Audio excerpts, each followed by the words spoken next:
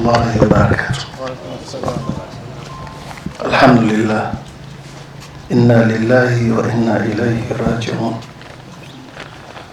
Mashekhe watukufu, viongozi wa chama wa vyama na serikali, Waislamu na wasiokuwa Waislamu, mabibi na mabwana, tulihudhuria katika hafla ya msiba wa kijana wetu Masoud Muhammad, Mwenyezi Mungu amrehemu. Sina mengi ya kusema, nimefilisiwa na wasemaji waliotangulia.